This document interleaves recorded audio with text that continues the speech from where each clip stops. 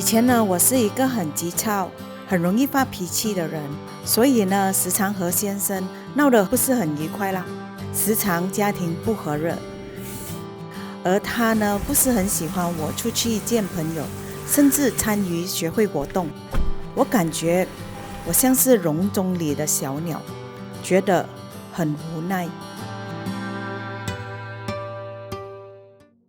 我的丈夫是白手起家啦，然后我的工作量是非常多的，整个公司只有我一个职员，很多工作上的问题呢都是很困难的去面对的，所以有时候真的是焦头烂额。我还要照顾3个孩子，然后要做家务，还要煮饭再送这样子，所以时间是永远不够用。然后他也不让我出去，日子过得很辛苦了。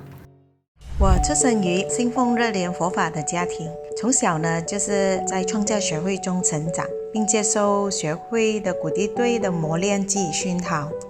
我明白到事业转换呢，一定要做出改变，要绝对的幸福呢，一定要做出改变，而且要自己做出改变。以行动开始呢，我开始阅读大量的创教学会池田先生的新人间革命书籍。我也学习到呢，把宿命转变成使命的话呢，一切所面对的困难都会如同早晨的雾水，随着太阳升起呢而顿时消失。埋怨呢会使福运消失。就是一念的转变呢，就是让我不再埋怨繁重的工作呢，兼顾好3个孩子和家庭，而是明朗和希望的挑战每一天，成为一家的太阳。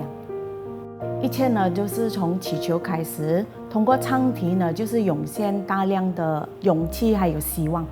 生意上收不到的那些烂账呢，都可以一一的收回啊，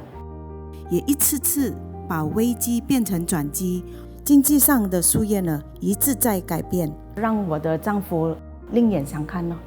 因为我也做出改变啦，做人间革命，然后我的丈夫也看到我的改变，然后感觉上就没有那么凶巴巴了，然后我们2个人就越来越和乐了。他也是从一个开始反对信心，然后到有信心变成支持我，然后更在2016年呢，把刚拿入伙子的新店呢作为第一会场，就是让会友们呢有一个更舒适的环境来学习佛法与活动啦，让我很感动，这是我每一天的祈求来的。除了自己幸福呢，我也希望我身边的人得到幸福，所以我很珍惜我眼前出现的每一个人，想尽办法呢是让他认识热莲佛法，